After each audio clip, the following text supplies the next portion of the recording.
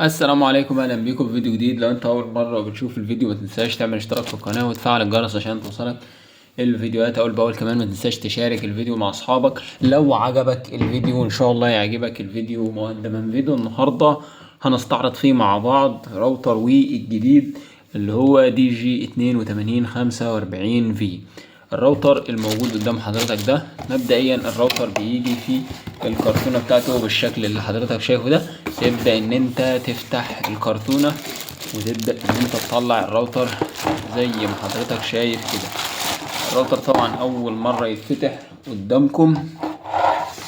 لو جينا نشوف المحتويات بتاعة الراوتر، طبعا بيجي معاه شوية ورق الضمان والدليل، الحاجات اللي احنا ما بنستخدمهاش. تمام، ده الراوتر نفسه. بالنسبة لباقي المحتويات، الادابتور بتاعه زي ما حضرتك شايف اهو، وبيجي معاك وصلة النت او الايثرنت الصغيرة دي، وبيجي معاك روزيتا، وبيجي معاك 2 كيبل تليفون ارضي اللي هو كات 3. طبعا حابين بس ان احنا نشرح الراوتر في البداية. راوتر دي جي 8245 من الراوترات اللي لا غنى عنها. طبعا الراوترات دي من الحاجات المهمة جدا اللي موجود فيها اوبشن كتير عن الراوترات اللي قبل كده. يعني الراوترات دي موجود فيها انك تعمل حظر لاي جهاز مدى الحياة من غير الماك فلتر او الحاجات دي. لا، تقدر ان حضرتك تتحكم في الاجهزة بتاعتك كلها، وتقدر انك تحدد لها وقت. وفي اوبشنز كتير بصراحة. اصلا انا لسه ما دخلتش على المحتويات بتاعته، بس ممكن نبقى نعمل فيديو بعد كده لشرح الراوتر من جوه اعداداته بالتفصيل. نيجي بقى لظهر الراوتر. طبعا ظهر الراوتر زي ما حضرتك شايف هو في حاجة غريبة اللي هي دبليو 1، اللي هي بيدخل لها ار جي 45. الوان دي ليه بقى؟ اقول لك الوان دي ليه. الوان ديت عشان الاماكن اللي مش بيبقى فيها خط ارضي بيجيب له كيبل من بره يدخل على الوان ده على طول. الوان ده بيبقى في المنظومات الكبيره والاماكن الكبيره اللي مش بتستخدم تليفونات ارضي، يعني شركه الانترنت او المورد بتاع الانترنت مش بيدخلهم تليفونات ارض. انا قبل كده كنت في مكان كان النت عباره فيه عن الوان دي اختصار لي وايد اريا نتورك.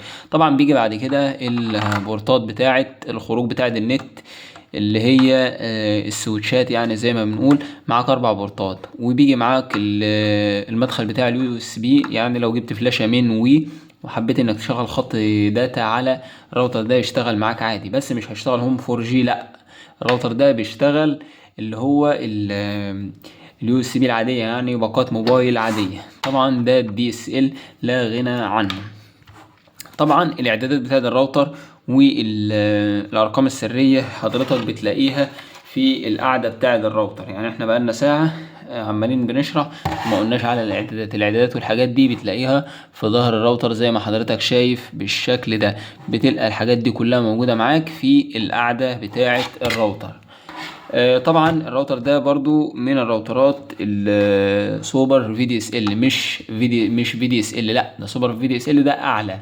يعني ده زي ما قلنا اخر ابديت من شركة وي. تمام. طيب نيجي بقى للحاجة المهمة، ازاي الراوتر ده تقدر حضرتك تجيبه من شركة وي. طبعا شركة وي منزلة عرض، هو عرض كويس. ايه هو بقى العرض؟ العرض انك لو دفعت نت سنوي على الباقة اللي هي 250 جيجا، حضرتك بتقدر تحصل على الراوتر ده ببلاش. ايوه ببلاش، ممكن تجيبه بس تدفع فاتورة النت اللي هي السنوي. وفي حاجة يعني الأغلب مش هيقولك عليها بخصوص الراوتر اللي موجود قدام حضرتك ده، برغم إن الراوتر ده أصلا إمكانياته إمكانيات جبارة. وفي حاجات كتيرة أصلا أنا لسه ما شفتش الدنيا فيه، لأن أنا كنت بتعامل مع نفس الموديل كده، بس كان جاي لي من بره. فأنا قدرت إن أنا أفك الشفرة بتاعته والحوارات دي كلها ونشغل على أي شركة إنترنت في مصر عادي. بس عيب الراوتر ده، حتى هو العيب ده موجود معاه في نفس الموديل برضو اللي هو الراوتر التاني. عيب الراوتر ده ان اشارة الواي فاي بتاعه او المدى بتاع الواي فاي بتاعه بيبقى ضعيف شوية، يعني مش بيودي ابعد سنة. تمام. برغم ان الراوتر اصلا تو باند، يعني بيشتغل 2 تردد، يعني بيشتغل 2.4 جيجا هرتز، وبيشتغل 5 جيجا هرتز او 5G. تمام. ده كان فيديو كده باختصار، حبيت ان انا اشاركه معاك. اتمنى يكون عجبك الفيديو، وحابب اوصيك بالاشتراك في القناة وتفعيل الجرس عشان توصلك الفيديوهات اول باول. وشكرا ليك على المشاهدة.